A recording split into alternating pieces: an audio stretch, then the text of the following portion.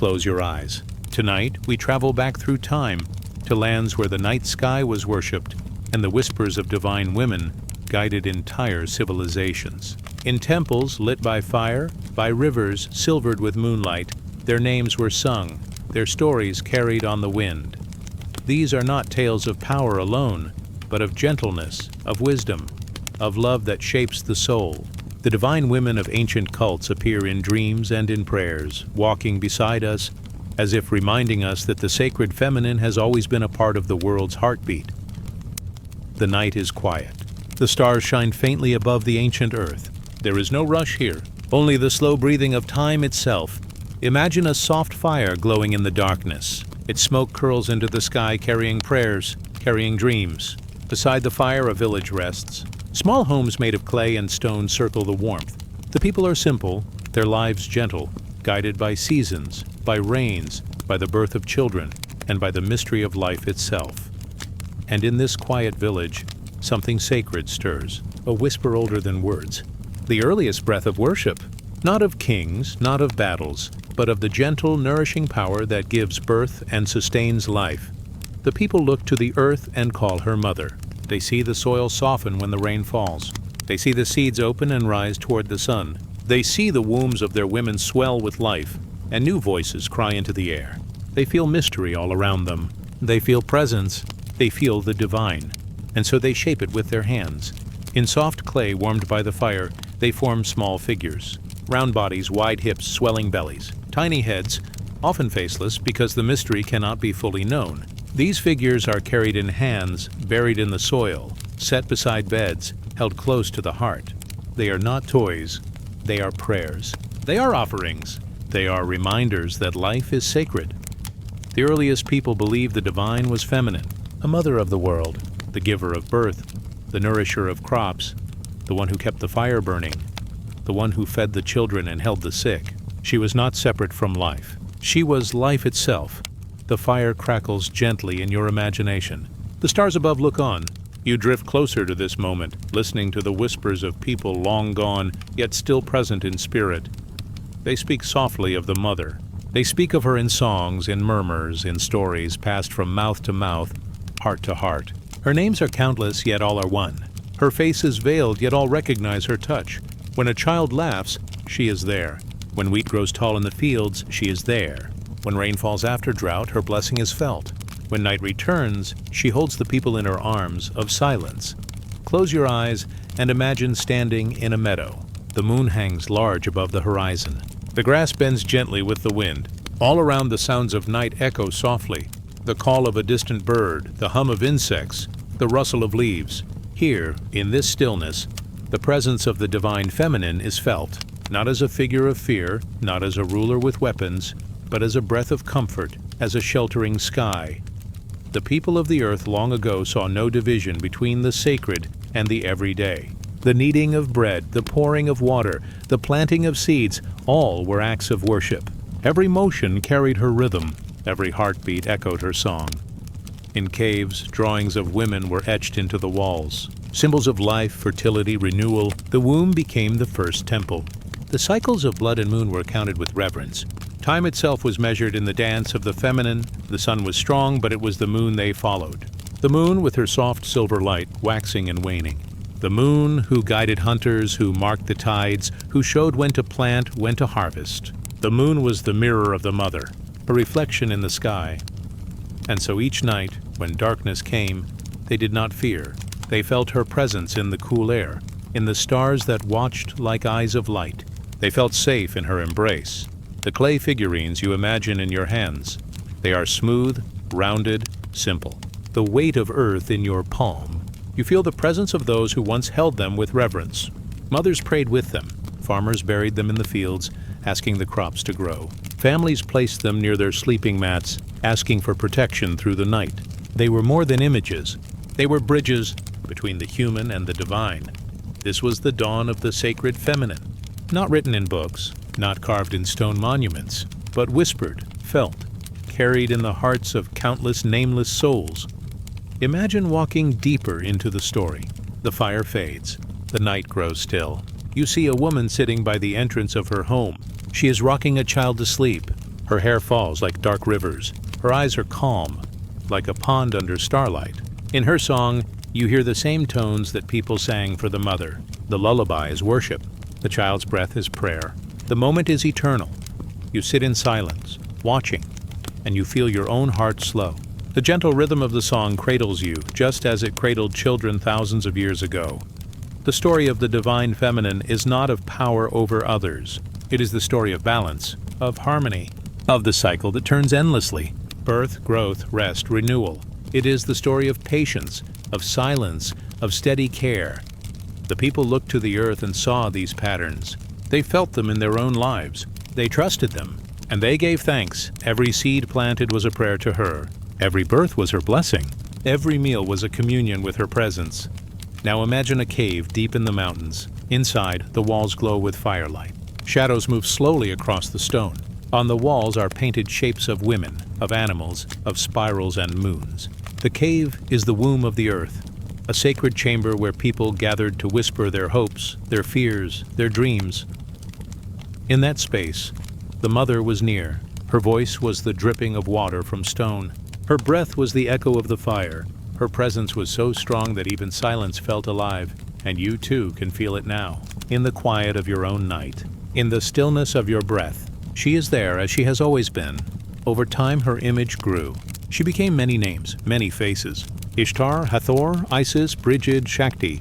Each culture shaped her, yet she remained the same essence, the giver of life, the guardian of cycles, the soft power of care. She was the river that nourished, the mountain that sheltered, the flame that warmed, the wind that carried prayers.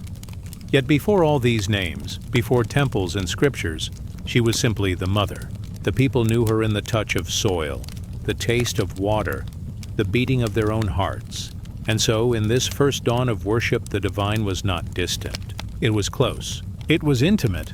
It was in the hands of mothers, in the steps of children, in the seeds buried in earth.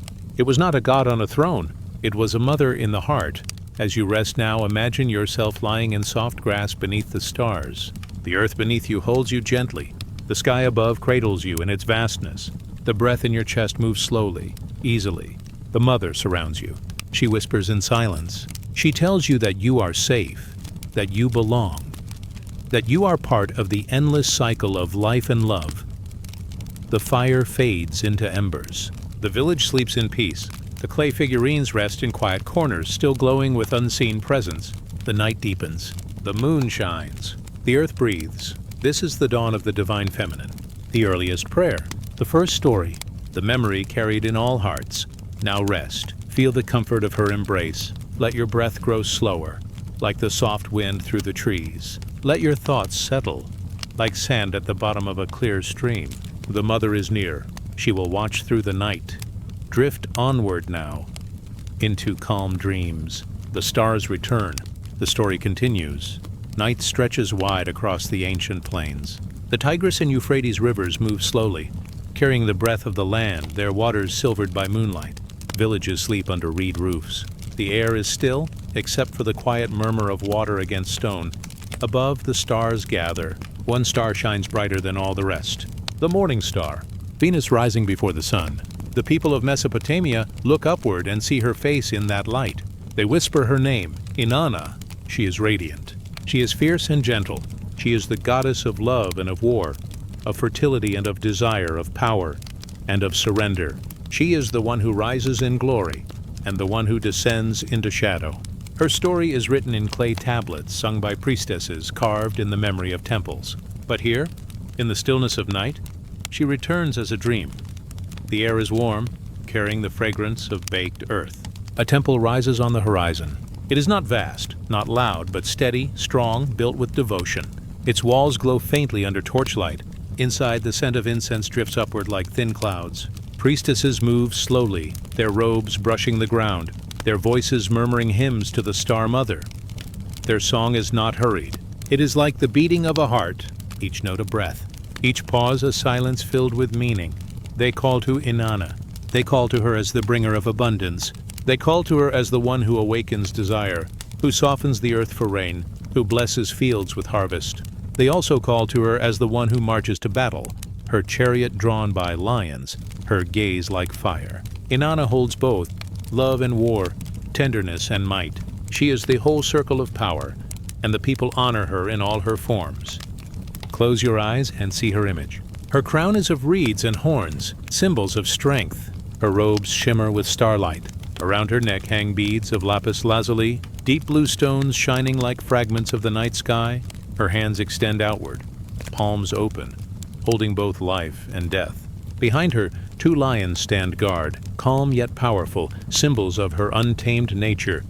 When she rises as the morning star, people sing to her. When she sets with the evening, they remember her. Her presence is never absent. She is in the rivers, in the fields, in the hearts of lovers, in the cries of warriors. She is the pulse of life itself. One of her most ancient stories drifts into the mind now. The story of her descent. It begins softly like twilight before night. Inanna, curious, strong, daring, chooses to descend into the underworld. She wishes to meet her sister, Ereshkigal, the Queen of Shadows. Step by step, she journeys downward. At each of the 7 gates, she is asked to surrender something. Her crown, her necklace, her rings, her robe. At each gate, a layer is removed. She enters the underworld bare, stripped of glory, stripped of power. Naked, she stands before her sister. There, in silence, Inanna faces death. For 3 days, she's gone. The world above grows still, as if holding its breath. Seeds do not sprout. The earth does not bloom. The people wait in fear and longing. Then, through the help of divine messengers, she is restored. She rises again, returning to the light. The world breathes once more. Flowers open. The rivers move freely. The people rejoice. This is her cycle. To descend and to rise. To vanish and to return. Her myth is not only a story, it is the rhythm of nature itself. The death of winter, the rebirth of spring, the fall of the sun, the rise of the dawn, the loss of life, and the promise of renewal. Imagine the people gathered in her temple. Candles glow against clay walls. The voices of women rise in unison. Their hymns call her Queen of Heaven, bright star, radiant flame. The sound echoes softly, like ripples in water. Outside, fields stretch wide. Farmers walk slowly, carrying baskets of grain. They pause to bow their heads, leaving offerings for her. Fruits, flowers, bread still warm from the fire. Each gift is small, yet filled with reverence. They believe she walks among them, unseen yet near, blessing the work of their hands. Lovers, too, call on her name. They whisper prayers to her, asking for union, for joy, for the sweetness of passion. For Inanna is not only the goddess of war, but the goddess of desire, the one who stirs hearts and awakens tenderness. In her presence, every kiss, every touch becomes sacred. Her story flows like the rivers of Mesopotamia, strong, winding, nourishing. The people depend on her. She is not only a goddess of myths, she is life itself, dressed in divine form. When they looked up to the morning star, they felt hope. They believed that as she rose, their lives would rise too. When she disappeared, they trusted in her return. Her cycle was the promise that darkness never lasts forever. Even in the depths of shadow, light is waiting. You too may feel her presence now. Imagine standing under a dark sky before dawn. The horizon is quiet. The air is still. Then slowly a single star appears. Bright, pure, silent, yet full of meaning. It is her star, the light of Inanna, rising to remind the world that renewal always comes. Her story whispers to the soul. There is beauty in surrender. There is power in patience. There is peace in trusting the cycle. Even when stripped bare, even when all is lost, the light will return. The goddess will rise again, and so will you. Inanna's temples no longer stand as they once did. The songs of her priestesses no longer echo in the same stone halls. But her presence has not vanished. Her story lingers in memory, in myth, in starlight. She lives in every dawn. She lives in every act of love. She lives in the balance of strength and tenderness. The people of old carried her in clay tablets. You may carry her now in your heart, a reminder that the divine feminine shines as both morning and evening star, as both descent and return, as both fierce and gentle. The rivers still move. The stars still glow. The morning star still rises. And the story of Inanna continues, flowing through time, flowing into dreams. Let the rhythm of her cycle comfort you now. Feel the peace of her presence. The goddess has descended and returned. Life continues. The world rests in her care. Now drift softly as her star shines above. Let your breath follow her rhythm. descending, rising, descending, rising. Let your mind grow quiet, like a temple at night. The Star Mother watches. She is near. She will guide your dreams. Let us drift onward as the dawn waits. Now rest as the stars return. The desert lies quiet beneath a silver sky. Soft winds drift over the dunes, carrying grains of sand like whispers from another age. The moon hangs above the Nile, its reflection trembling gently in the water. Palm trees bend in the breeze. Torches flicker in the distance, marking the place where a temple waits. You walk closer in your mind, slow and unhurried. The stone walls rise warm and golden, glowing in the moonlight as if touched by sunlight that never fades. This is the house of Hathor, the Golden Lady, the goddess of music, of joy, of love, of the sky itself. Her presence is not fierce, not heavy, but soft, like a hand laid upon the heart, steady and kind. Inside the temple, candles burn in rows. The air is filled with the scent of lotus, sweet and calming. Priestesses move in silence, their robes flowing like the river. Some carry instruments, sistrums that shimmer when shaken, harps strung with threads of song. Their music does not rush. It flows gently, like water finding its path. The sound rises through the columns. It fills the hall like dawn light. Each note is a prayer. Each pause is a breath. And above them, unseen but near, Hathor listens. She is the mother who comforts, the dancer who delights, the sky who bends over the desert, watching with eyes of endless blue. She is the golden cow, radiant with milk and life. She is the lady of turquoise, precious and pure. Her beauty is not sharp, but soothing, a glow that softens all sorrow. Close your eyes and see her form. Her headdress carries the sun disk encircled by horns. Her face is calm, her eyes long and gentle, her lips curved in a smile that eases the heart. In her hands, she carries a sistrum, a rattle of sacred sound, said to banish darkness and summon joy. Around her neck lies the menat, a necklace that brings blessing and harmony.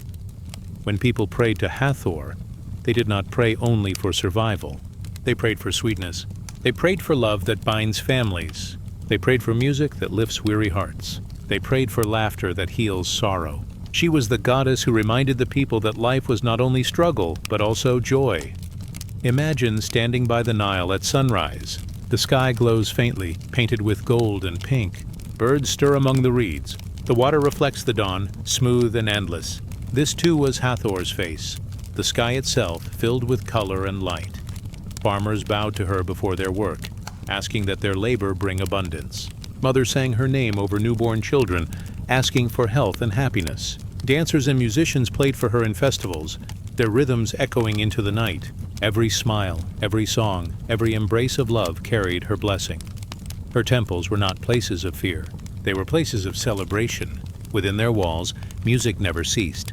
Priestesses shook sistrums until the very air seemed to dance. The people believed Hathor's spirit moved through the sound, healing the sick, lifting the weary, drawing light into every shadow. One story tells of her wandering far from Egypt. The people longed for her return, for her laughter, for her music. Without her, the world felt heavy, as though joy itself had left. But when she returned, festivals filled the streets. Dancers spun in bright garments. Drums echoed like heartbeats. Harps and flutes lifted into the night air. The people sang her name, Hathor, Hathor, Golden One, Lady of the Sky, and peace returned with her. Her power was not in weapons or in armies. Her power was in joy, the kind of joy that heals, the kind of joy that turns strangers into friends, families into communities, the kind of joy that makes the heart feel light, even when the body is tired. Imagine sitting now within her temple. The air is cool, shaded from the desert sun.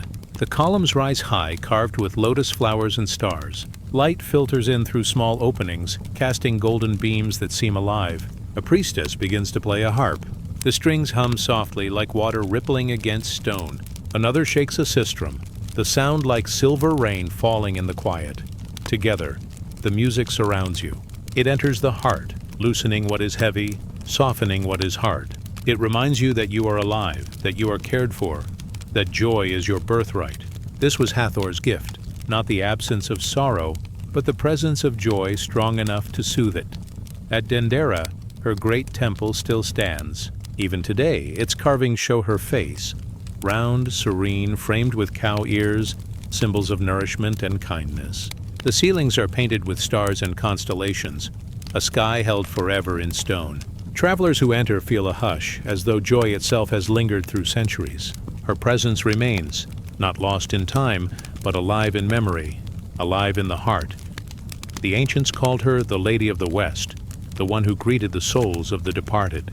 When death came, they believed Hathor stood waiting at the edge of the desert, ready to receive the soul with tenderness.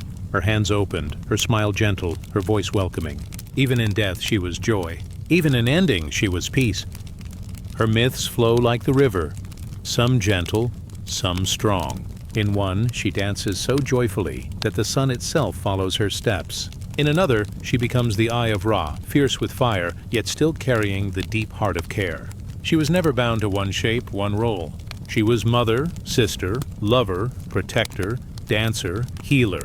She was golden light made into form.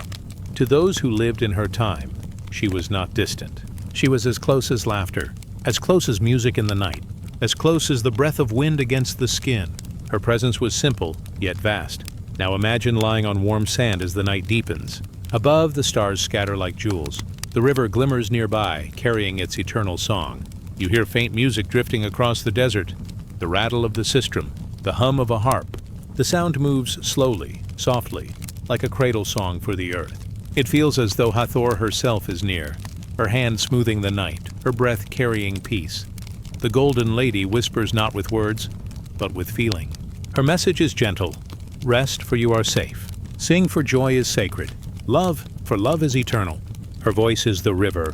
Her smile is the moon. Her embrace is the sky itself. The night stretches long yet peaceful. The temple glows faintly, golden against the stars. The music fades into silence, leaving only the soft breath of the desert wind. Hathor's presence lingers, like warmth after sunlight, like laughter remembered, like a dream that stays in the heart. This is Egypt's Golden Lady, the mother, the dancer, the goddess of music and joy. Her temples were filled with song, her stories filled with light, her presence filled with care. She remains in every note of music, in every act of love, in every moment of gentle joy. Now let your thoughts grow quiet, as if lying within her temple under painted stars. Let her music guide your breath, slow and steady. Let her joy cradle you, like the Nile cradling the desert. She is near. She will watch through the night. Let us drift onward. Now rest as the stars return. Night settles gently across the ancient land. The desert, vast and endless, quiets under a blanket of stars. The Nile flows slowly, its waters glimmering with moonlight. Palm trees sway in the cool air, their shadows long upon the sand. Torches flicker at the edges of a temple, casting a soft glow that dances across carved stone. In this stillness, you step softly into the dream.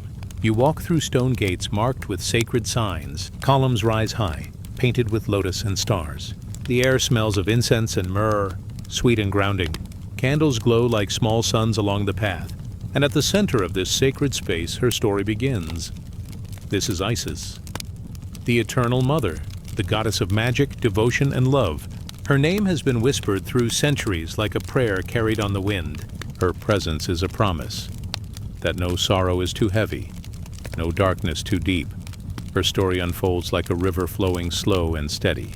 Long ago, she lived as sister and wife to Osiris, the Green Lord, king of the earth. Together they brought order, teaching the people to farm, to live in peace, to honor life.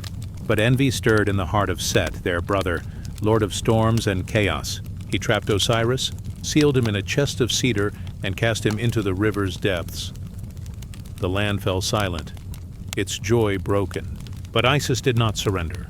She began her search. Step by step, prayer by prayer, she wandered across Egypt. She followed the river, the desert winds, the whispers of the stars. Her heart remained steady, guided by devotion. No loss could silence her. No distance could defeat her. At last she found the chest hidden among reeds along the shore of Byblos. She opened it with trembling hands, and there lay Osiris, still and lifeless. Yet her love did not falter. She carried him back to Egypt, her arms strong, her spirit unbroken. But Set was watchful. In a rage, he tore Osiris apart, scattering his pieces across the land. Each fragment of his body lay hidden in the earth, as if the land itself had swallowed him. It seemed an ending without hope, yet Isis rose again. She became the wanderer, the seeker. By moonlight and starlight she traveled, gathering each piece one by one. In the desert she found his bones. By the river his hands. In the mountains his heart. The land itself became her ally, whispering secrets, guiding her steps. With patience and love, she brought him back together. Her sister Nephthys stood at her side, mourning and singing in soft voices. And when Osiris was whole again, Isis knelt beside him. She spread her wings, vast and luminous like a bird of night. With breath and magic she gave him life once more.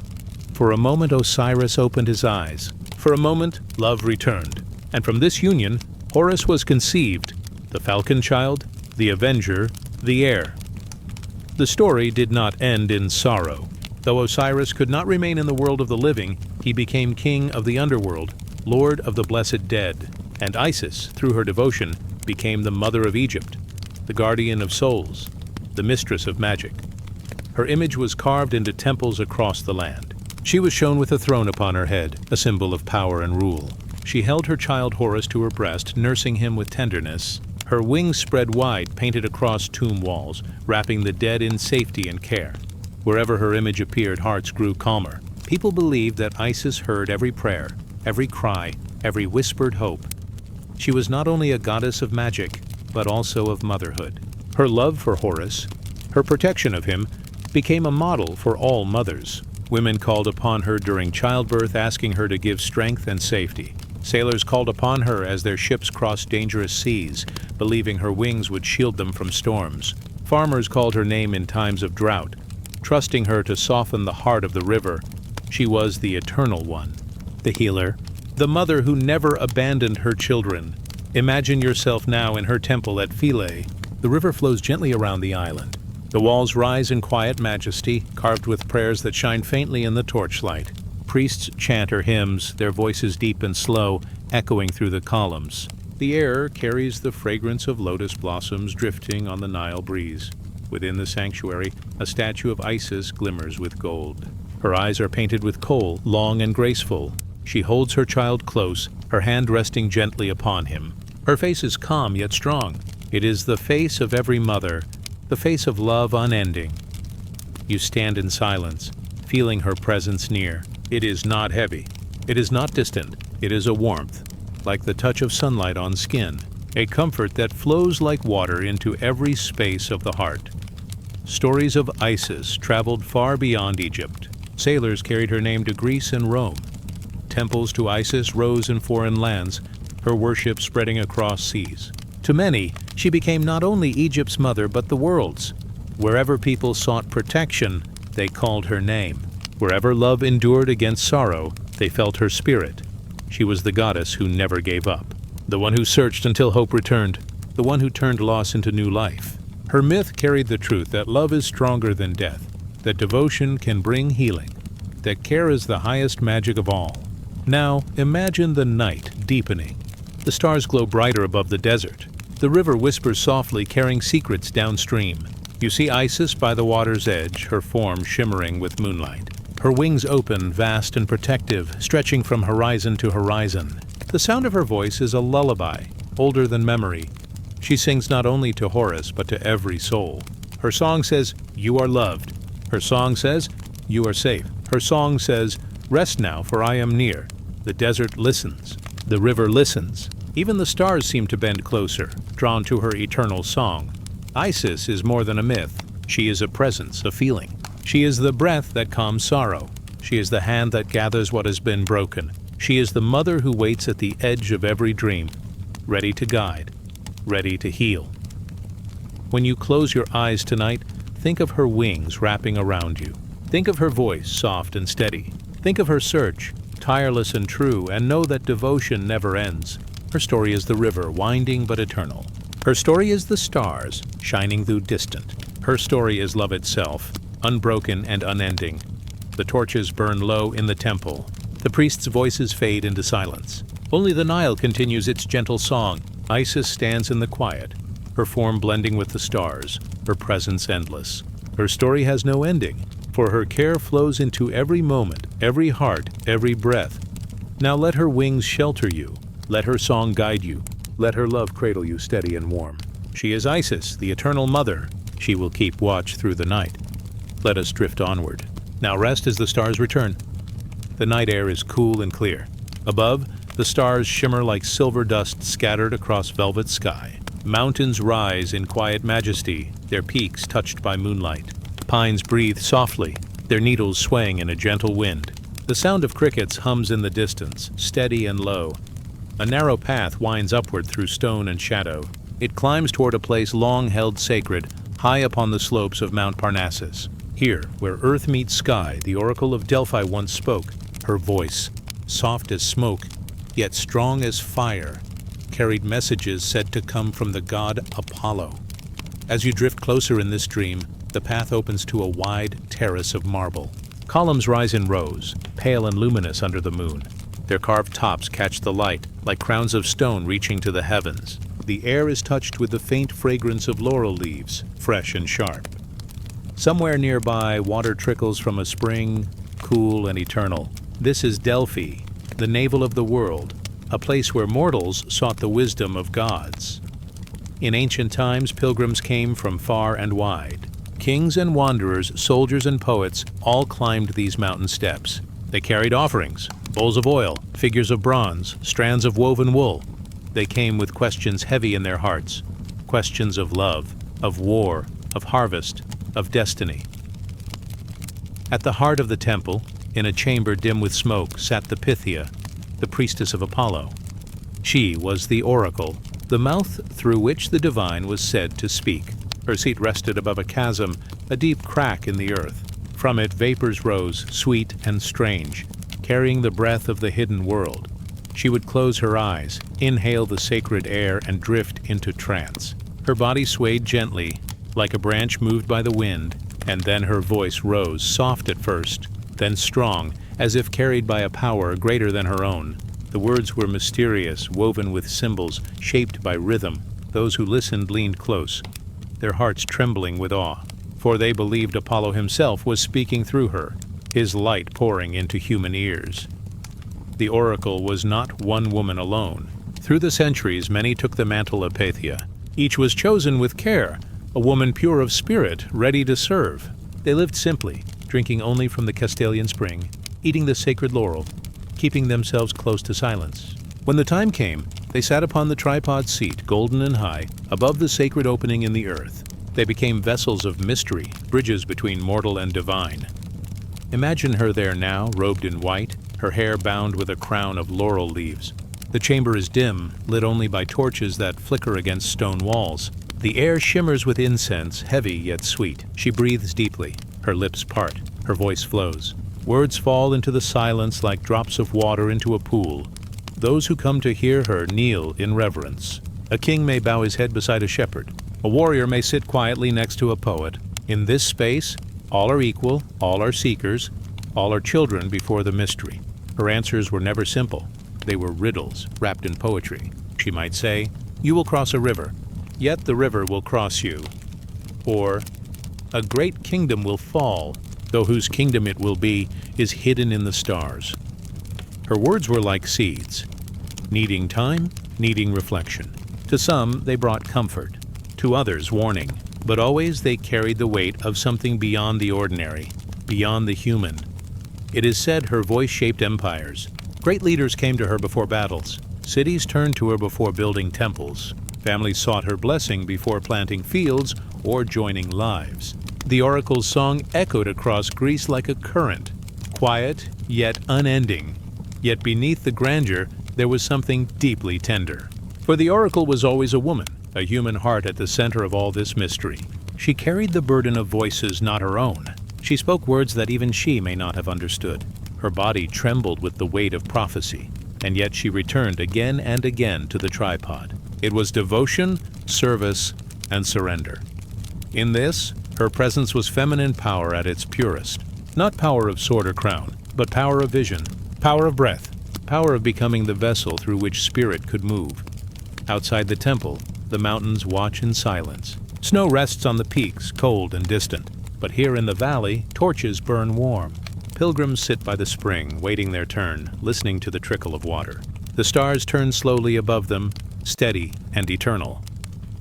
The Castalian spring flows beside them, its waters clear as crystal. They drink, wash, and purify their hands. They feel the chill of the water, as if it cleanses not only the skin but also the spirit.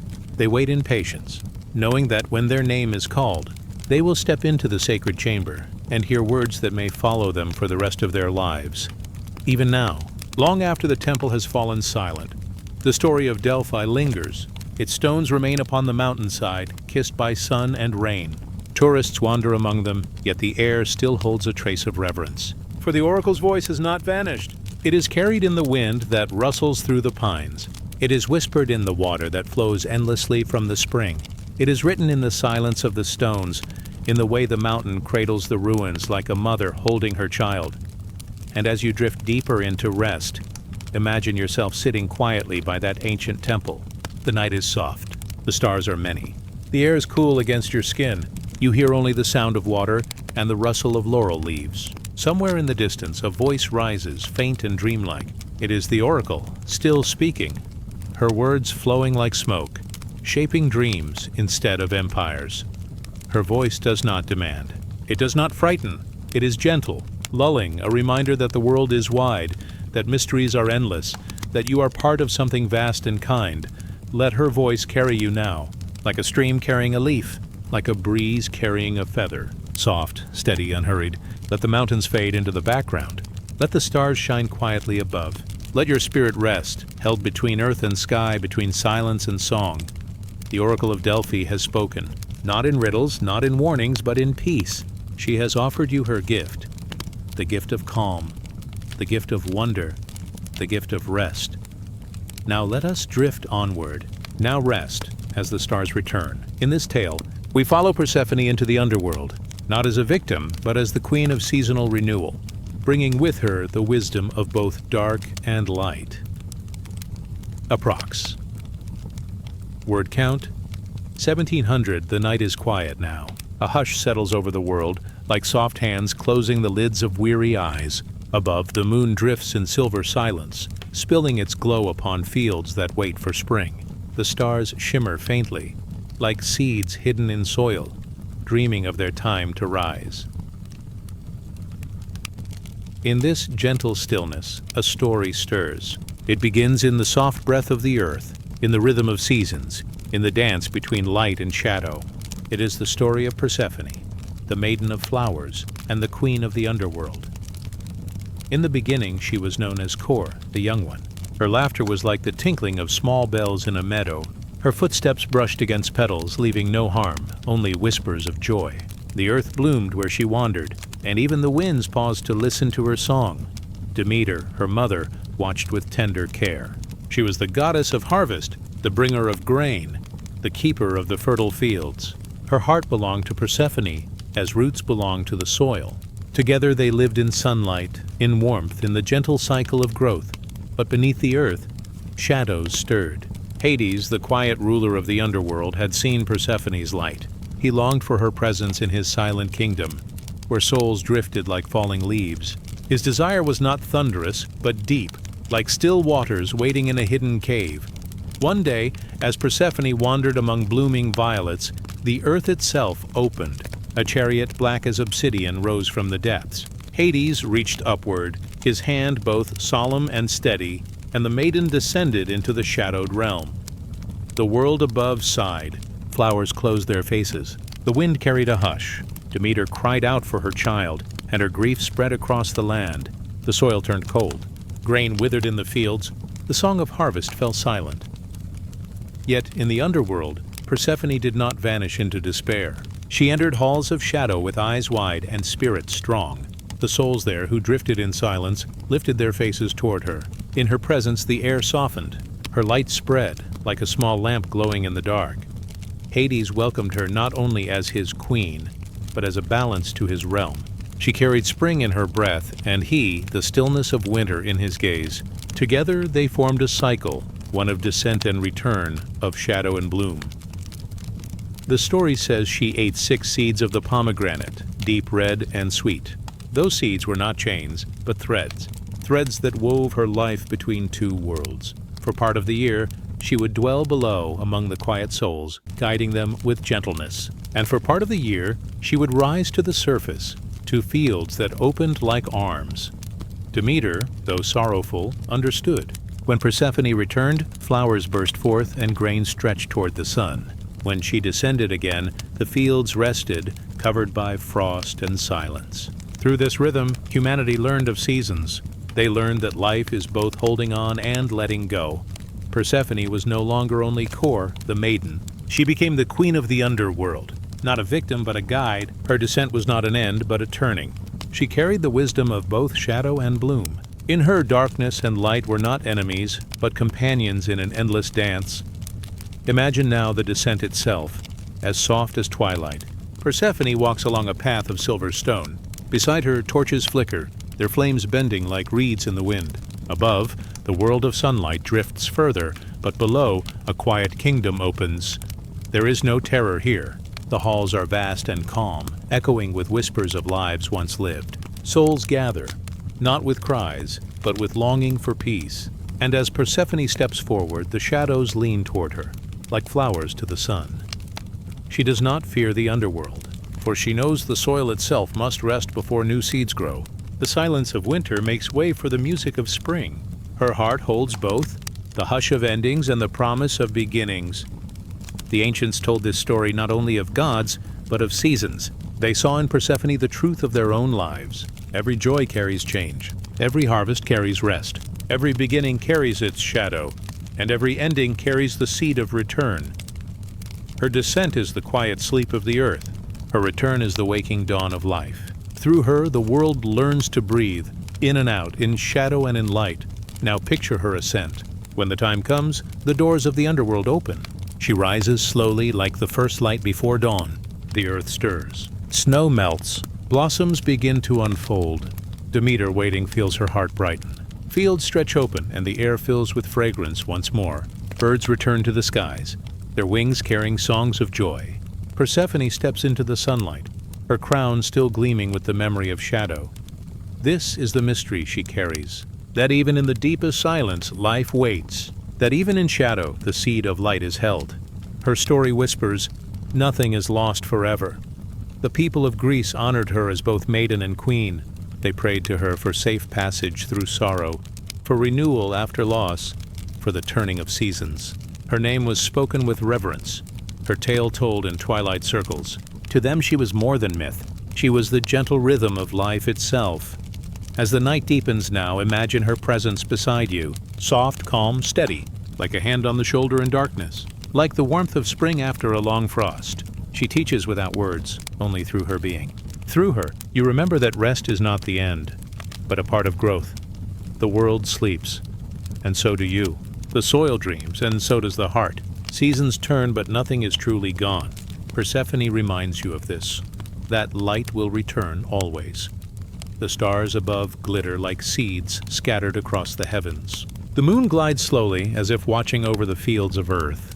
The wind hums a lullaby, and the ground beneath you rests in silence. Now drift as Persephone drifts, between shadow and bloom, between winter and spring, between the silence of endings and the promise of beginnings. Let the story cradle you like the earth cradles its seeds. Let your breath slow like falling petals. The night holds you safe and still, and as you rest, the tale whispers its final truth. Light always returns, spring always follows, and you too are part of this eternal rhythm. Soft footsteps echo in the sacred mystery rites of Eleusis, where women led ceremonies that revealed the hidden truths of life, death, and rebirth. Approx, word count. Quote 1600 night folds itself gently over the hills of Greece. The air is cool, touched by the salt of the distant sea. Above, the sky deepens into velvet blue, scattered with patient stars. A crescent moon hangs low, like a silver bowl pouring light over the land. The earth is hushed, as though waiting. At the edge of a quiet valley lies Eleusis, the place where mysteries were whispered, where hearts were opened, and where the sacred cycle of life, death, and renewal was revealed in gentle steps. Here, the priestesses walked in silence, their robes brushing softly against the stone. Torches burned low, their flames swaying like reeds in a midnight wind. The night itself seemed to lean closer, listening. The mysteries of Eleusis were not written on tablets or carved into stone. They were carried in voices, in movements, in the rhythm of drums that echoed like heartbeats in the dark. Those who entered did so not to gain power, but to remember that life blooms, fades, and blooms again, to remember that every ending is also a beginning. And at the heart of this remembering were women, the priestesses. They were keepers of the path. They guided with quiet grace like lanterns in the night, leading souls through shadows into light. Imagine the great hall of initiation. Its stones hold the breath of centuries. The air smells of oil lamps, of herbs burned as offering, of cool earth beneath bare feet.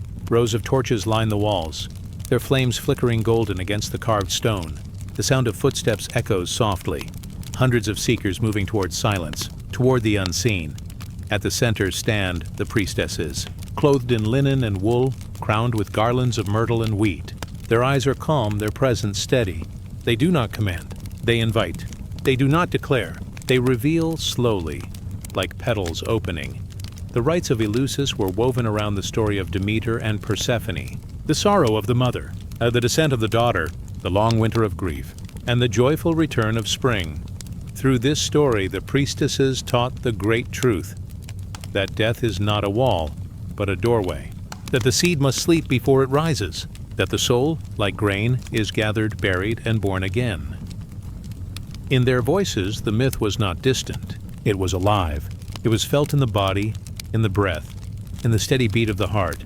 The initiates closed their eyes. Darkness wrapped around them like a cloak. They heard the rustle of robes, the murmur of hymns, the steady rhythm of drums. A sense of descent filled the air, as though the earth itself opened beneath their feet. It was not a fall into fear, but a gentle sinking into the womb of silence. The priestesses guided them there. Their chants were like rivers flowing into still waters. Their hands carried torches, lifting light into the shadows.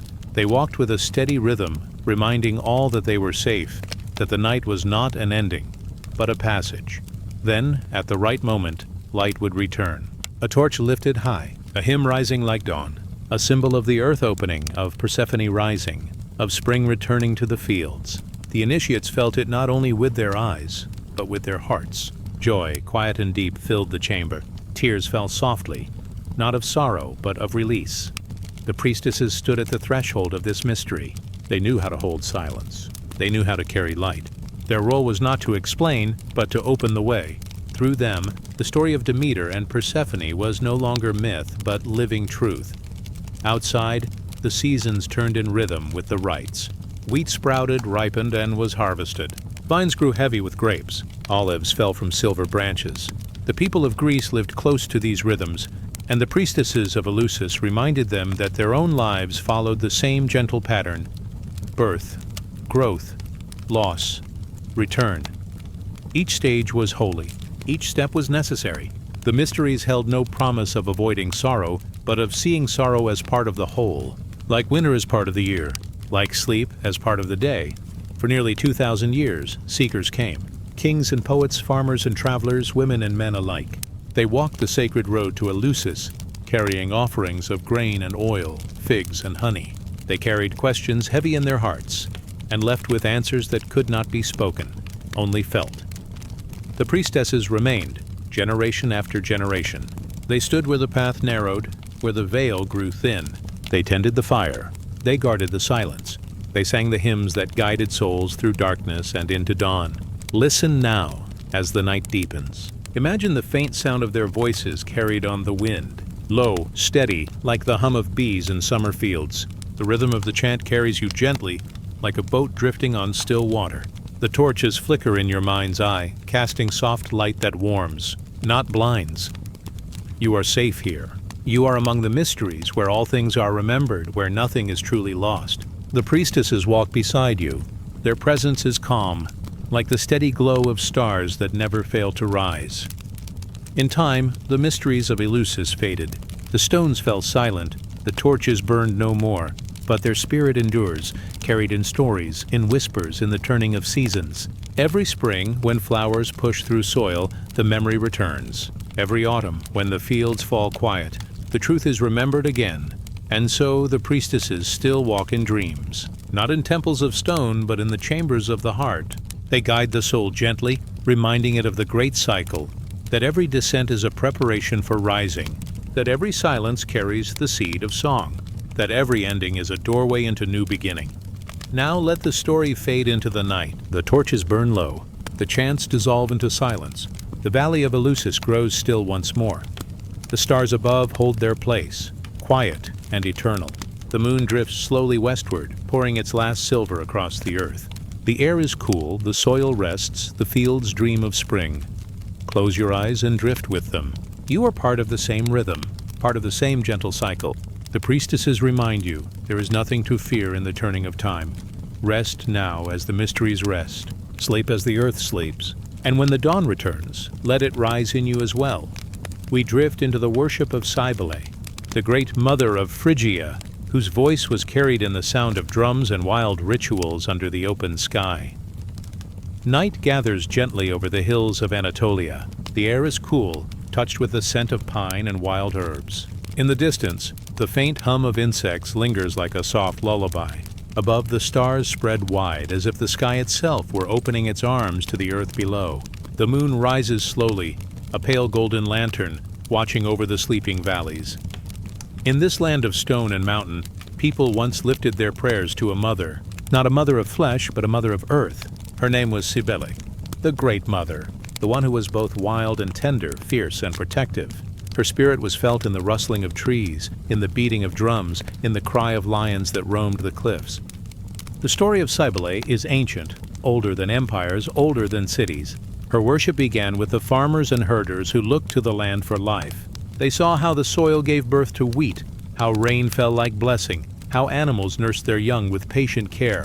From this rhythm of giving and receiving, they saw her face, the mother, the one who brings forth all things.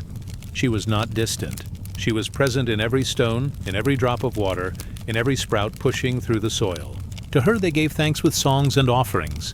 To her they turned in moments of need. Her embrace was wide enough to hold all life.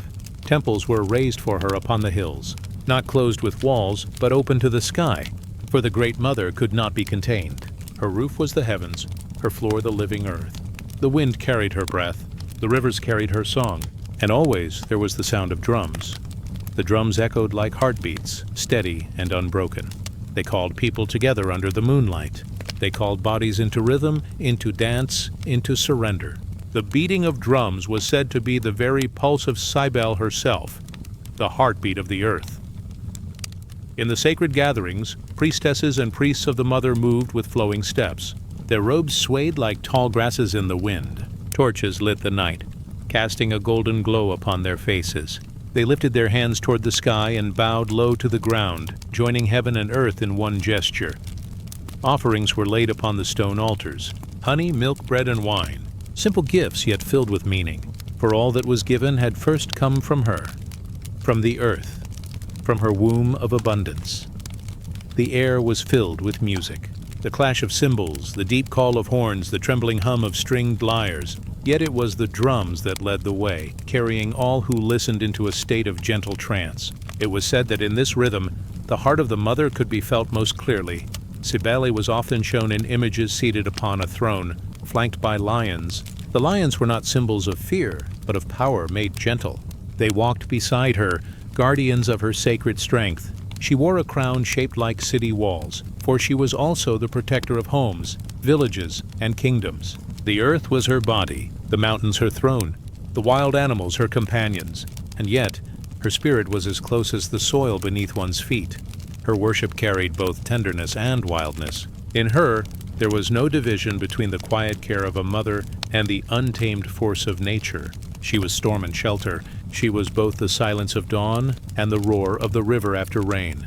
The myths tell of her love for Attis, the young shepherd, a story both sorrowful and full of renewal. Attis, beloved of the mother, was lost to the world through death, yet through her grief he was reborn in the cycle of the seasons. Through this story, the people learned that life and death are not separate roads, but circles turning endlessly. The grain falls, the seed is buried, and from the darkness of soil new life arises. So too, the human soul, passing through silence, returns again. The priestesses of Cybele taught this gently, not with words carved in stone, but through song, through ritual, through through the embodied memory of dance. Each beat of the drum carried the reminder: death is not the end. It is the pause before return. Imagine now the festival night, the hills alive with firelight. The people gathered, their voices rising together in chant. The drums pulse slow, then faster, then slow again, like waves upon the shore.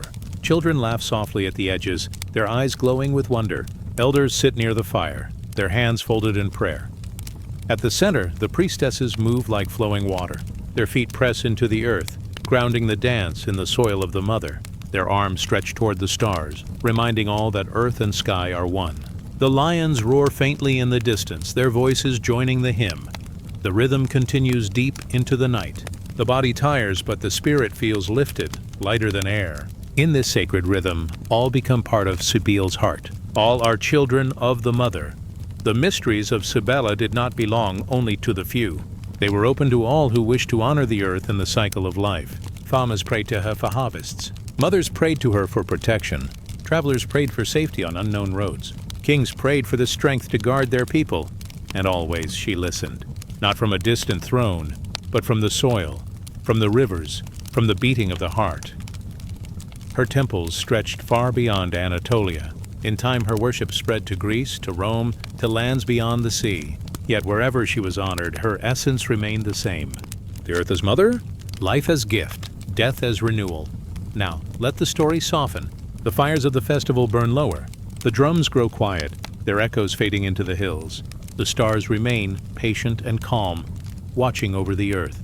The moon drifts westward, pouring silver over the mountains, over the rivers, over the temples of the mother.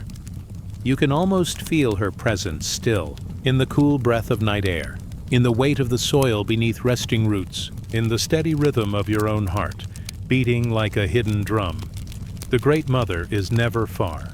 She is here in silence, in breath, in the turning of the seasons. She holds all life in her vast embrace. She whispers softly, reminding you that you too are part of her eternal rhythm. Rest now in that embrace. Feel the earth steady beneath you. Feel the stars above, timeless and watchful. Let the voice of the mother cradle you as gently as a lullaby. There is nothing to fear in the night. There is only her presence, vast, tender, and eternal. In Greece, the goddess of the hearth was tended by quiet priestesses, keepers of the eternal flame that warmed families and bound communities together. Approx. Word count, 600. The night is hushed. A soft breeze moves gently through olive groves. The stars appear like silver grains scattered upon a dark cloth. In the quiet of a Greek town, you may hear only the distant murmur of the sea. And yet, at the very heart of the settlement, a flame burns. It burns not for light alone, nor for warmth alone, but as a symbol of presence, of care, of divine watchfulness. This is the flame of Hestia, the goddess of the hearth, the first and last in every prayer, though her voice was never loud. She was the quiet one, the center of all, yet never demanding. While other gods ruled storms, oceans, and war, Hestia ruled the home, the simple fire that gave life to bread, to warmth, to safety. Imagine a temple square, not grand like the columns of Zeus or the towering altars of Athena. It is smaller, quieter, but no less sacred. At its center rests a circular hearth built of stone, holding the flame that must never die. The priestesses of Hestia move softly around it, robes brushing the floor like whispers. They speak little, for their work is steady and pure. Their duty is simple: to guard the fire, to keep it burning day and night, season after season. Each morning, wood is laid carefully. Ashes are brushed aside, never fully swept, for within the ashes lies memory, the memory of all the days before. New flame joins old, and the cycle continues. To the Greeks, this flame was not just fire. It was the life of the city itself. As long as the fire burned, the community was safe under Hestia's blessing. In every household, a smaller hearth was lit in her honor. The fire where bread was baked, where soup simmered, where families gathered at the close of day. All of these were reflections of her eternal flame. Hestia's warmth was felt in every meal shared, in every story told around the glow of the fire. She was the invisible thread, weaving people together. She was also the guardian of beginnings. When travelers set out on new journeys, they prayed first to Hestia. When newborns were carried into the light of life, the fire of Hestia was invoked. Every sacrifice, no matter to which god it was offered, began with a portion given first to her. For without the hearth, without warmth and sustenance, no offering could rise, no life could flourish. Unlike other gods, Hestia did not stride into myths of battle or passion. Her stories are not filled with thunder or strife. Instead, she is remembered in silence, in constancy, in the steady glow of the hearth. She is the center that does not move, the quiet around which all motion circles. It was said that when the gods quarreled upon Olympus, Hestia remained calm. She never entered the storm of rivalry. Her gift was peace. Her place was the hearth, the still point that all could return to when tempests passed. In this, she became not only the goddess of fire, but of harmony, of refuge. Picture now the priestesses at night. The town sleeps, house is dark, but the temple hearth still glows. One woman kneels close, laying a new branch upon the coals. Her hands move slowly, reverently. The sparks rise like tiny stars, then settle into warmth. She gazes into the fire, her face touched with orange light, her spirit calmed by its endless rhythm. For her, the fire is more than duty. It is presence. It is prayer without words. The crackling of the wood is like the voice of the goddess, soft and eternal. She listens not with ears, but with the heart. And in that listening, she feels peace, as though Hestia herself sits beside her, unseen but near. Travelers from far lands would come into Greek cities and find this flame. They knew that as long as it burned, they stood under the hospitality of Hestia, for she was also the goddess of welcome. Her fire invited the stranger to sit, to rest, to share in bread and warmth. No matter who you were, the hearth gave shelter. It was a promise of safety, of kindness, extended without condition. Even when colonies were founded across the sea, settlers carried coals from the mother hearth of their city. They brought with them the living flame of Hestia to be the heart of the new home. In this way, she bound the old with the new, the far with the near. The flame was not merely fire. It was belonging. It was memory carried forward. The Greeks knew that fire can destroy, but in Hestia's care it was only gentle. It cooked food, it warmed the cold, it lit the night against fear. She was fire without danger, flame without fury. To sit at her hearth was to feel both grounded and lifted, safe and renewed. Her silence was her strength. No great temples towered for her. No wars were fought in her name. And yet she was in every home, every city, every prayer, invisible but always present. Like the hidden root that supports the tree, she was the unseen foundation of life. As the night deepens, the flame continues. It does not sleep, though the city rests. It breathes slowly, as though in rhythm with the stars above. The priestesses sit nearby, their heads bowed, their eyes soft. Perhaps they dream even while awake, lulled by the gentle rise and fall of the fire. The room is warm. The shadows dance faintly upon the walls. The world outside may change. Storms may come. Seasons may turn. But within this circle of stone, the flame remains steady, like the heartbeat of the community, like the heartbeat of life itself. The stories of Hestia remind us that not all divinity comes with grandeur. Sometimes it arrives in quiet forms, the warmth of a hearth, the light in darkness, the taste of bread fresh from fire. Her gift is presence. Her temple is not only in stone, but wherever people gather in peace. Even now, when the old altars have crumbled and the ancient priestesses have passed into memory, her essence lingers. Every time a fire is lit to warm, to feed, to welcome, Hestia is near. Every time a home feels safe, every time a meal is shared, the goddess of the hearth breathes softly. The flame begins to lower, glowing in steady embers. The priestesses prepare for dawn, when the cycle will begin again. But for now, the night is still, and the flame rests in quiet strength. It is enough simply to glow, simply to be. You may imagine yourself seated by this hearth. The warmth touches your skin gently. The shadows sway around you. The air is calm, safe, protective.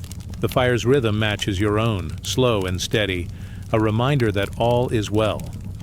Now let the fire guide you deeper into rest. Let its glow soften your thoughts, as the priestesses sit watchful in silence. Let the goddess of the hearth remind you of safety, of warmth, of peace. For her flame does not end. It carries on quietly, endlessly like the stars above.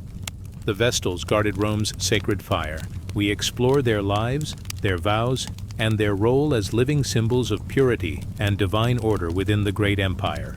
Approx. Word count. Vatican 700. The night rests over the 7 hills of Rome. The Tiber River moves in slow silver beneath the moon. Shadows of arches and marble temples lie quiet against the earth. And within the heart of the city, near the great forum where voices once rang by day, there is stillness. A flame glows softly, untouched by wind, untouched by time. This is the sacred fire of Vesta, and around it move her priestesses, the Vestal virgins. They walk with measured steps, their linen veils trailing like pale clouds behind them. They are not many, only a small circle of chosen ones, yet they hold a task so heavy, so holy, that Rome itself is said to rest upon their care. The fire must never die, for as long as it burns, the city lives. As long as it shines, the gods look kindly upon the people. The temple of Vesta is round, like the earth itself, without corners, without end. Within its circle, the sacred flame dances. The air smells faintly of ash and laurel wood. The floor glimmers with polished stone, worn smooth by centuries of footsteps. It is a place of silence, save for the gentle crackle of fire, a sound like whispering voices from another world. The Vestals are guardians of this silence. Chosen as children, between 6 and 10 years of age, they leave their families and step into a life apart. They take vows not of war nor wealth, but of purity and care. For 30 years, their lives belong to the goddess and to the flame. In the eyes of Rome, they become something beyond ordinary women, symbols of trust, of balance, of the empire's bond with the divine. Imagine a young girl entering the temple for the first time. Her hair is cut, her old clothes set aside. She is dressed in white, wrapped in the ritual veil. The city looks upon her with reverence, for she is no longer only herself. She is a Vestal now. Her hands will tend the flame. Her voice will offer prayers. Her presence will guard the fate of Rome. At dawn, she will rise before the city stirs. She will lay offerings of grain upon the fire, feeding it as one feeds a living being. At midday, she will draw water from a sacred spring, carrying it in bronze vessels, the cool drops glimmering like jewels. At night, she will sit by the flame, watching its dance, steady as a heartbeat, endless as the stars. The Vestals live not in cloisters, but in a grand house beside the temple. Its courtyard held gardens and flowing fountains, places of calm amid the empire's noise. Within, the rooms were bright with mosaics, gentle with shaded colonnades. Though bound by vows, the Vestals were honored more than most. They sat in places of honor at games. They were protected by law. They were free from the rule of fathers or husbands. They walked through the city as living symbols of Rome's sacred heart. Yet their freedom was not without weight. The fire could never be forgotten. The vow could never be broken. To falter was to endanger not only themselves, but all of Rome. So they lived always with care, their every step in rhythm with ritual, their every breath in harmony with the goddess. Vesta herself was like Hestia of Greece, though Rome gave her a new form. She was the goddess of the hearth, of home, of the eternal flame that binds families and nations alike. She was not fierce nor warlike. She was not seen in storms nor in battles. Her power was quieter, a circle of warmth, a steady flame that endured when all else might fade. The Vestals mirrored this quiet strength. They spoke little, but their presence was felt deeply.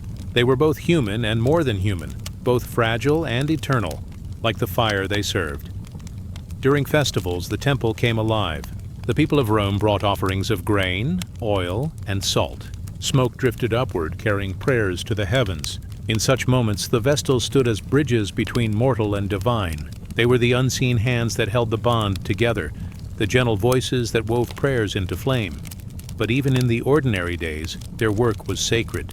Every log placed, every ember stirred, every prayer whispered, all were acts of devotion. All were threads in Rome's great tapestry of faith. There were stories, too, whispered of miracles. It was said that when the fire threatened to fade, a Vestal's breath alone could bring it back to life. It was said that their purity gave them power, a power not of force, but of harmony, of alignment with the eternal. And so the people looked upon them not only with respect, but with awe. They were more than priestesses. They were Rome's heart, walking in human form. As centuries passed, empires rose and fell, rulers came and went, but the fire of Vesta endured. It was tended without break, its light flowing through generations like a river through time. To sit by that flame was to feel the pulse of eternity. the quiet assurance that life continues, that the gods remain. At night, the Vestals sat in vigil. The city might roar by day, its markets busy, its forums filled with voices. But when darkness fell and quiet returned, the flame glowed in stillness. Imagine the stars overhead, vast and countless. Imagine the Tiber flowing slowly through the night, and at the very center of it all, a circle of fire, tended by calm hands, watched by gentle eyes. The vows of the Vestals lasted 30 years, 10 in learning, 10 in service, 10 in teaching. After that, they could leave, return to ordinary life, even marry. But many chose not to, for after so many years within the temple's embrace, after so many nights beside the fire, the world outside felt distant.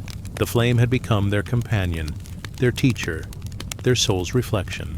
To leave it was to step away from the heartbeat of eternity, and so some remained until their final days, choosing to live and die in service to the eternal flame. Their lives, like the fire, were steady, bright, and unending in memory.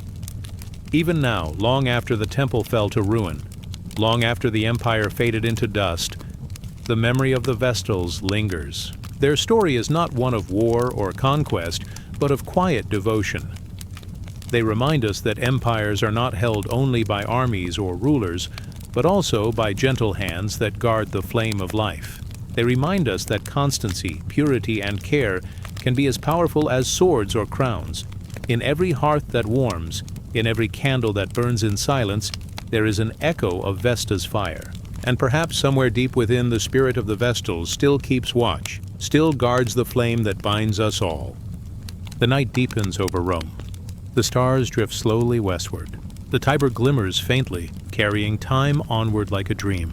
And in the round temple, the flame glows steady. A Vestal sits beside it, her veil glowing with soft light, her eyes calm, her breath as slow as the fire's rhythm.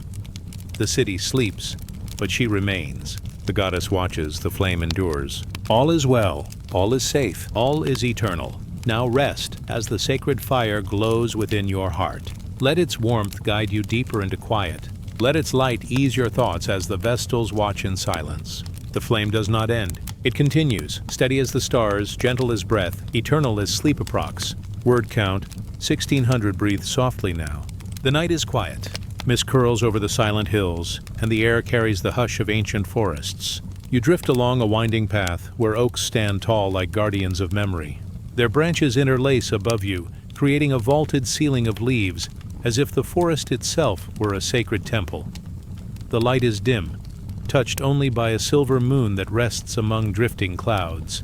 Each step you take seems to echo through the soil of old lands, lands where druids once whispered their chants and where the veil between worlds was thin.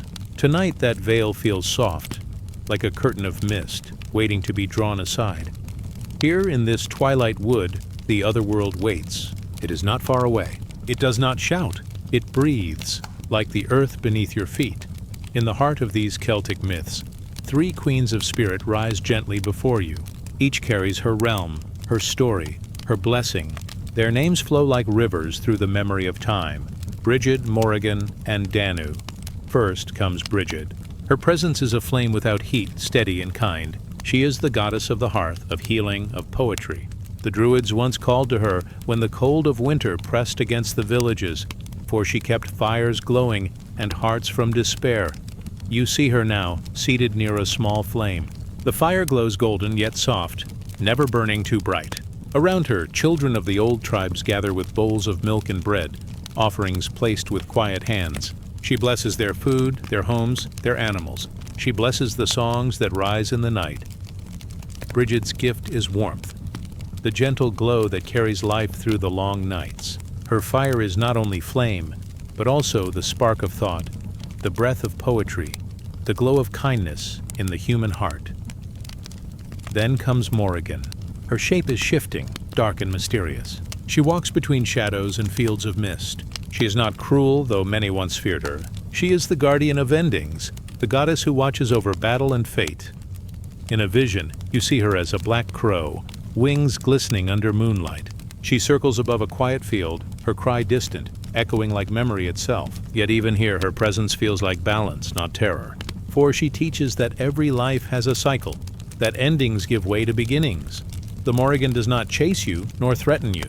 Instead, she stands at the edge of your dream, reminding you that peace comes from accepting the passage of time, the flow of seasons, the turning of all things. Her voice is the hush of the wind saying, "Rest, for all things return." And then, beyond the oak grove, comes Danu, the river mother, the great queen whose name flows with the waters. You see her standing by a stream that runs silver under the night sky. Her hands are gentle, cupped with flowing water. It shines as though it holds starlight itself. From this water all life grows, trees, birds, people, dreams. She is the mother of the Tuatha De Danann, the Shining Ones, who carried wisdom and magic into Ireland's green hills. Danu's gift is life itself, the endless song of the waters. Her rivers flow through valleys and into the sea, carrying stories as they go. To stand near her is to feel the quiet embrace of the earth, steady and eternal. The Druids once told their people that these queens were not distant, not unreachable. They were close, always near, in flame, in shadow, in water. Bridget's fire warmed their homes. Morrigan's shadow reminded them of courage and endings. Danu's rivers gave them life and carried their songs. You can feel them even now.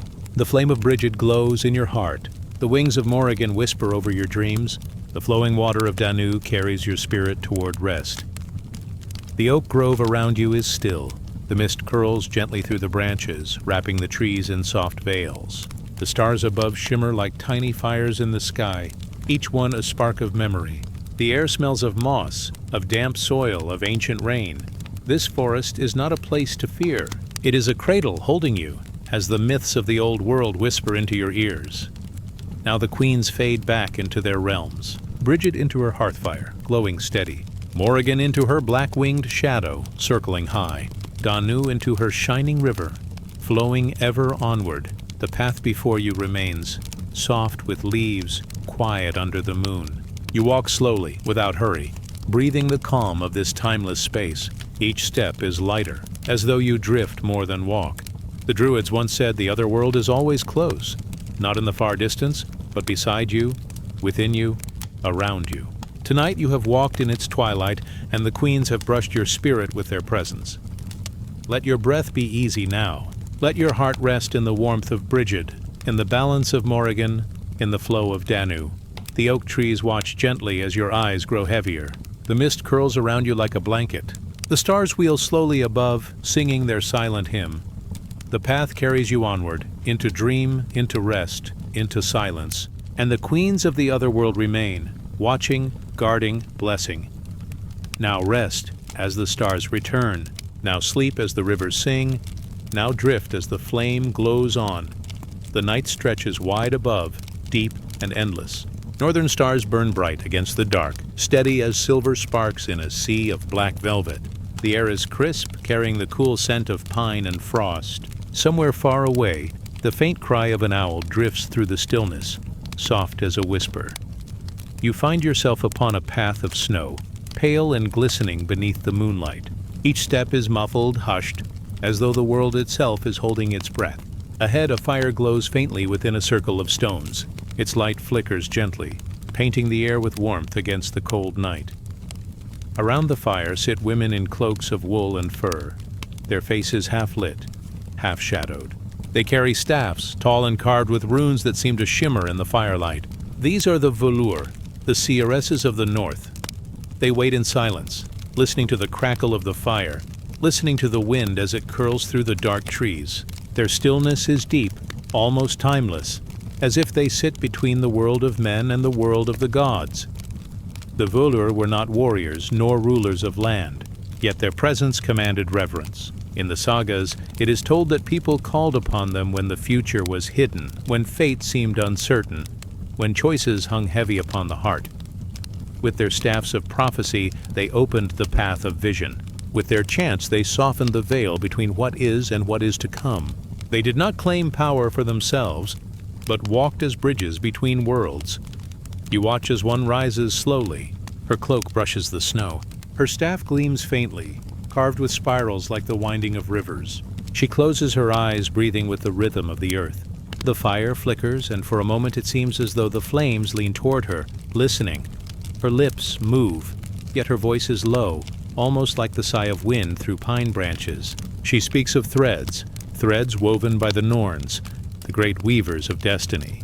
At the base of Yggdrasil, the world tree, the Norns spin and cut the lines of fate. Even gods bow to their weaving. The seeress speaks of this loom, of threads stretched across past and future, binding every soul. She reminds those who listen that no life is lost, no step is wasted, for every thread, bright or dim, belongs to the great tapestry. Another rises. Her hair is silver as the frost, her staff tipped with bronze. She turns her gaze to the stars, as if reading words no one else can see. She speaks of journeys yet to come, of storms and calm, of the strength that lies in patience. In the quiet night, her words seem less like prophecy and more like a lullaby, a rhythm that soothes rather than startles. Her voice reminds you that fate is not cruel. It is steady, like the turning of the seasons, like the flowing of rivers under ice. The volur do not seek to change what will be. They only reveal gently the shape of the path ahead. They hold a lantern in the dark so that fear does not overtake the traveler. Now you see them all together, the circle of seeresses swaying softly as they chant. Their voices rise and fall like waves, low and melodic, blending with the crackle of fire and the whisper of the wind. Their chant is not in haste. It flows slowly, like breath. The flames seem to bend in rhythm with their song. Sparks rise into the night, vanishing among the stars. The fire becomes a mirror of the sky, both carrying light, both carrying memory. In their chant, you hear the echo of Yggdrasil, its roots deep in shadow, its branches high in starlight. You hear the rush of rivers, the whisper of leaves, the turning of worlds. The sound cradles you, steady, timeless. The sagas tell of great kings who bowed before these women, seeking guidance. They tell of households that welcome them with gifts, food, and honor. Yet here, in this vision, they are quiet, content, unburdened. They are not feared, but cherished. Reminders that wisdom can be soft, that truth can arrive not as thunder, but as snow. You watch as one seeress closes her eyes. She places her staff across her lap. In the stillness, she seems to drift into dream, her breathing slow, her face calm. The others follow, resting as though they too are guided by the rhythm of unseen hands. The fire dims, but its warmth remains. The stars gleam brighter above, patient and eternal. The snow glows faintly under their light, a silver blanket across the land, and so the volur fade into the quiet night. Their voices linger soft as echoes. Their presence remains not in sight, but in the steady hush of the world. You feel their blessing like a mantle upon your shoulders. A calm knowing settles within you that fate does not need to be feared, that the path ahead will always unfold as it should. Like the snow beneath your feet, like the stars above, it is simply part of the great weaving. The fire fades. The trees stand silent. The owl calls once more. Rest now beneath northern skies. Let the staffs of prophecy stand beside you. Let the loom of the Norns hum in the distance. Let the stars carry you gently into dream. And as the seeresses close their eyes, so may yours grow heavy too. Drift onward, softly, as fate weaves its gentle threads around you. Now rest as the stars return. The night is vast above the sands. The desert lies quiet, touched by silver light from the moon. Grains of sand glimmer like scattered stars upon the earth. The air is still, carrying only the soft rustle of wind weaving through low stones. Far from the cities, far from the noise of markets and voices, the desert opens wide, a sea of silence. In this stillness you sense the presence of the early saints, women who walked into the wilderness with nothing but their prayers and their faith. They are known as the Desert Mothers. Step by step, you follow their footprints in the sand. Some led toward caves, dark and cool, carved by time. Some lead to small stone cells hidden among cliffs. Others vanish into the horizon where sky and desert meet. These women carried no riches, no gold, no power of kingdoms. They carried silence. They carried words spoken softly to the heavens, words that lifted like birds into the sky. Their prayers were not loud, but steady. Not heavy, but light, as if carried by the wind itself. One of the mothers rests beside a fire of dry branches. Its flame is small but steady, warming her hands. Her eyes are closed, her lips moving in rhythm with the stars. Every breath she exhales seems to soften the night, as though the desert itself listens. Her life is simple. A jug of water, a piece of bread, a woven mat upon the stone, and yet, in her simplicity, the whole desert seems to bloom with light. She whispers, "Silence is the language of God." The wind answers her, brushing gently against the sand. Another mother lives in a cave. Its walls are cool, painted by shadows. In the quiet of the cave, she sits in stillness, her hands resting upon her knees. She does not seek crowds, nor honor, nor the noise of praise. She seeks the inner flame, a light that no darkness can quench. Her silence is not emptiness. It is full, overflowing with peace. Her prayers are not hurried. They drift like water, slowly, steadily across the stones of time. At the mouth of her cave, the desert stretches endless and wide. It is a mirror of the soul, vast, open, without end. The desert mothers believed that solitude was not loneliness. It was communion. In the stillness, they felt closer to the divine than to any throne or temple. The desert was their cathedral, the stars their stained glass, the wind their hymn. People journeyed to them, walking across burning sands, seeking wisdom. Not the wisdom of books, nor the knowledge of courts, but the wisdom of silence. The mothers did not speak much. Their words, when spoken, were gentle and simple. Like drops of water, they nourished the hearts of those who listened. One story tells of a young seeker who came to an elder mother in the desert. He asked her how to find peace. She did not answer at once. Instead, she poured water into a clay bowl and placed it before him.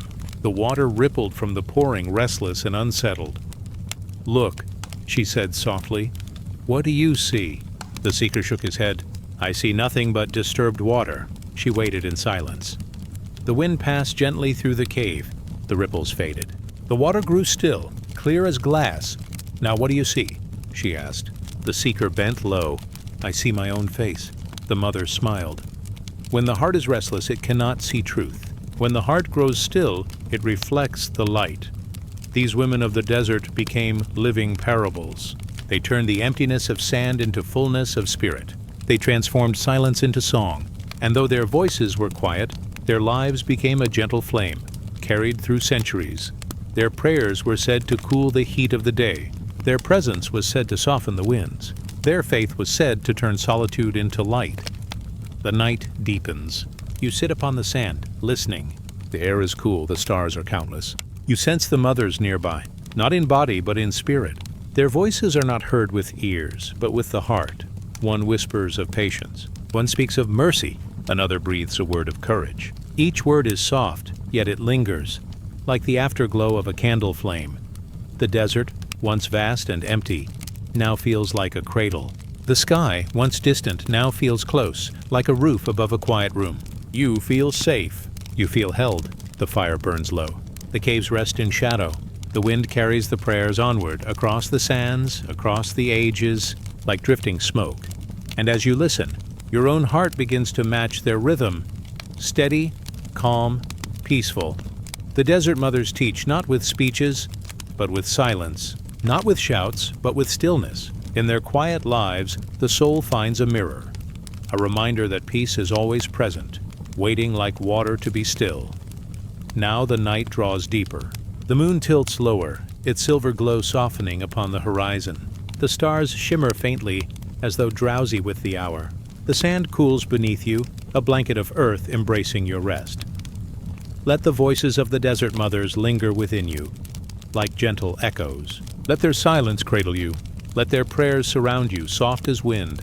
Drift onward now, into dream.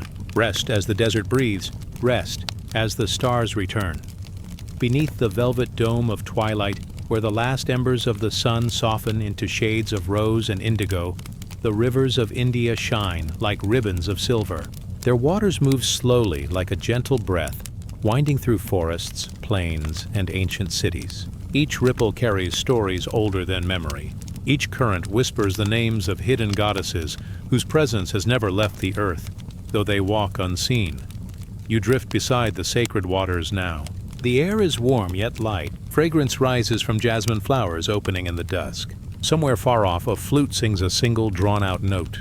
It hangs in the evening like a thread of silk, connecting earth and sky. Here, the hidden goddesses wait. Not hidden in the sense of absence, but hidden as roots beneath soil, as fire beneath embers, as stars behind clouds. Always present, always flowing. Shakti is the first you sense, not seen but felt. She is the pulse inside the universe, the steady rhythm within each heartbeat, the warmth that lights a flame. Without her, nothing stirs. With her, all moves, all breathes, all becomes.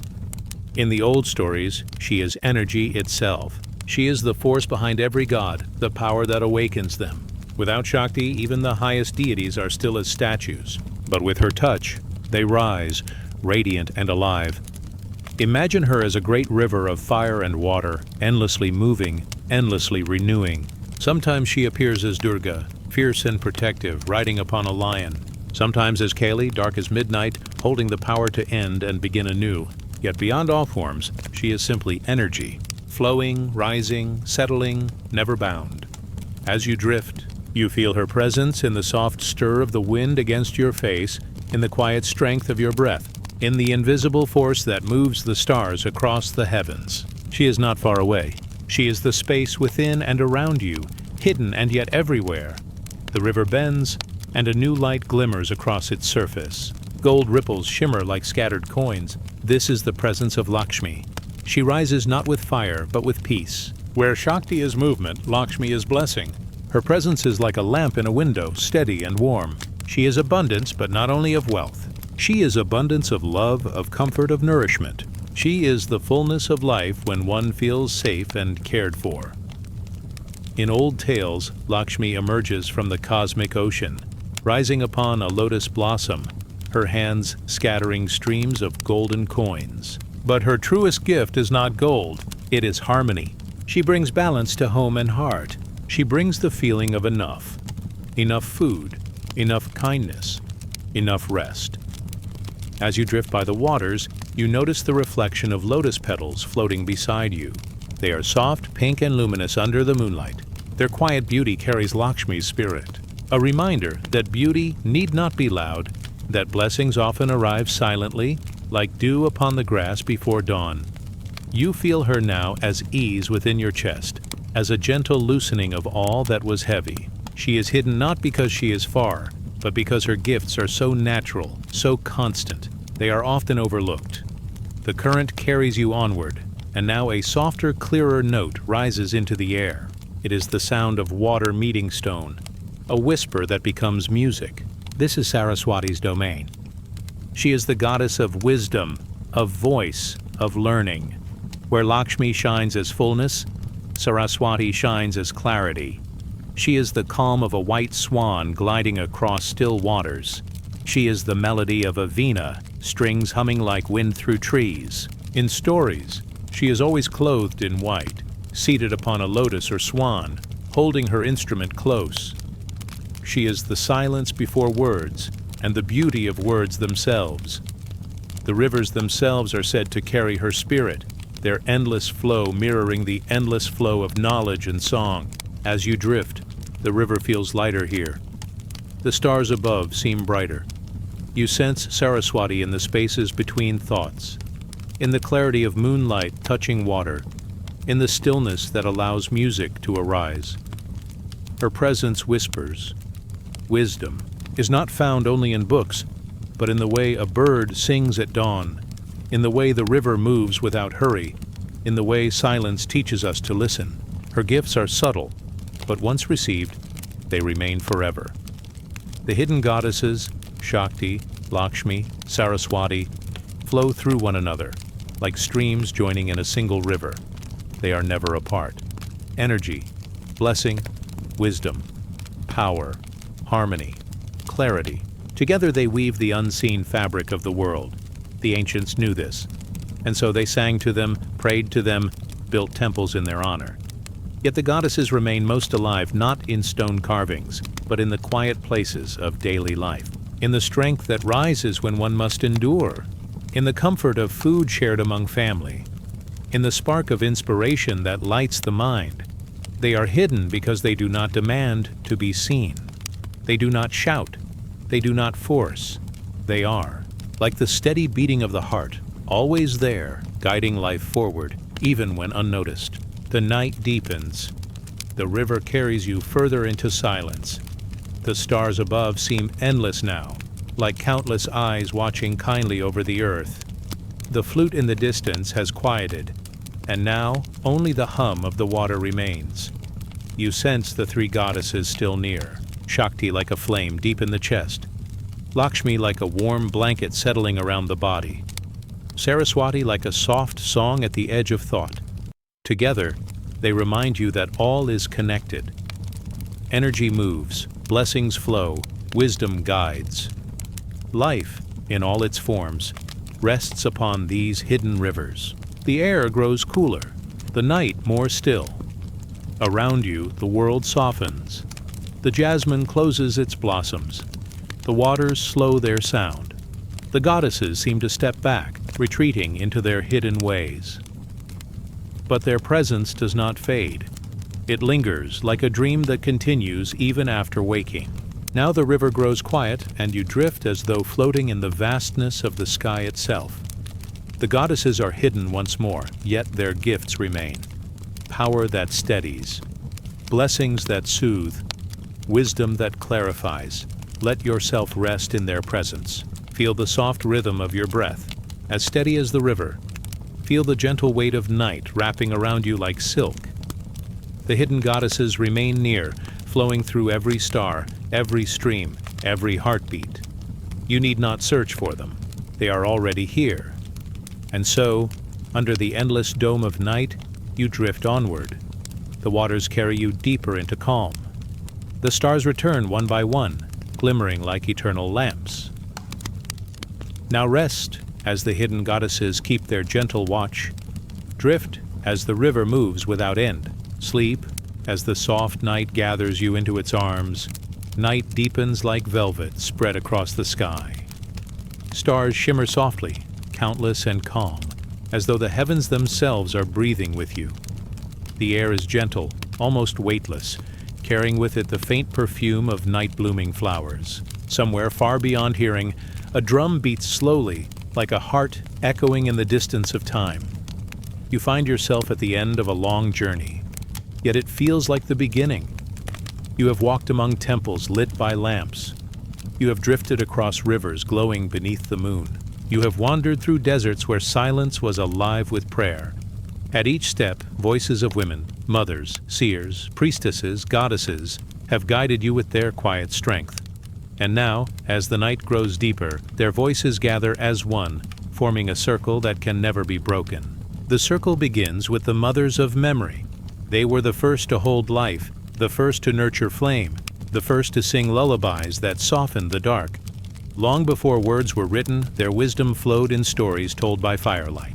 They carried the rhythms of earth in their voices, reminding all who listened that life is born from care, from patience, from gentle hands. In the hush of the night, you sense them still. They are the roots beneath every forest. They are the warm breath of every cradle. Their love remains unbroken, weaving itself into the unseen fabric of the world. The circle widens, and you see the seeresses, those who gazed beyond the veil. In caves, in temples, on mountaintops, they listened for what others could not hear. They followed the flight of birds, the stirring of winds, the movement of stars. Their eyes, half closed in trance, beheld patterns woven by fate. These women did not claim the future as their own. They simply opened themselves to the current that runs beneath all things and shared its song with those who sought guidance. You feel them now as a gentle breeze moving softly across your face, carrying whispers too delicate to name. They remind you that life has a rhythm, and that even in silence, the path is being woven. The circle turns again, and priestesses step forth. They were keepers of ritual, voices that rose like incense into the sky. In stone sanctuaries lit by oil lamps, they carried prayers with movements of hand and heart. Their lives were offerings, not of grandeur, but of devotion. They tended the flame so it never died. They prepared the sacred herbs. They lifted chants that joined the living with the unseen. Even now, their presence lingers in the steady glow of a candle, in the way silence grows holy when held with care. Their devotion is a reminder that each act, no matter how small, can become sacred when done with reverence. The circle opens wider still, and from every horizon, goddesses rise. They come with many names, many faces, many forms, yet each is a reflection of the same eternal light. Some shine with fierce protection, others with tender grace. Some carry abundance, others wisdom. Yet all are one, flowing through rivers, stars, and hearts. You feel them as constellations above, bright and eternal. You feel them as rivers below, endless and flowing. You feel them as quiet warmth within, steady and unshaken. Their presence is never absent, only hidden, waiting to be remembered. Now the circle is complete, and you see how it has no end. Mothers, seeresses, priestesses, goddesses, they are not separate, but reflections of the same sacred feminine. They are the breath of earth, the pulse of life, the song of stars. They move through time as a current moves through a river, shaping, guiding, blessing, always present. This eternal circle is not only in ancient stories. It is here, in every act of kindness, in every moment of balance, in every whisper of love. The sacred feminine does not fade. It continues, flowing through the hidden places of the world, flowing through you, gentle and unbroken. Night grows softer now. The stars above pulse like lanterns in the dark. The unseen drum continues its slow rhythm, steady as the heartbeat of creation itself. Around you the eternal circle glimmers, its light stretching beyond sight, beyond time. You drift within it, safe and at peace. The mothers surround you with warmth. The seeresses guide you with calm. The priestesses shelter you with care. The goddesses shine within and beyond, their presence both vast and near. Each breath you take is part of this circle. Each moment of rest belongs to it. The eternal feminine watches not with judgment, but with love. Not with command, but with patience. Let the circle hold you now. Let it rock you gently as the river rocks a boat. Let it soothe you as moonlight soothes the night. Let it remind you that balance and harmony are not distant things, but ever-present gifts, waiting only to be received. As your breath slows, as your body softens into the bed of night, you sense the circle continuing, endless, unbroken. Even in dreams it will remain, whispering softly of love, of peace, of balance. Now the stars return, steady and countless. The night folds around you like a blanket. The eternal circle of the sacred feminine shines unseen, flowing quietly through your heart, through the world, through the silence of sleep. Rest now within this circle. Drift onward as the night carries you. Sleep as the sacred voices watch gently over your dreams.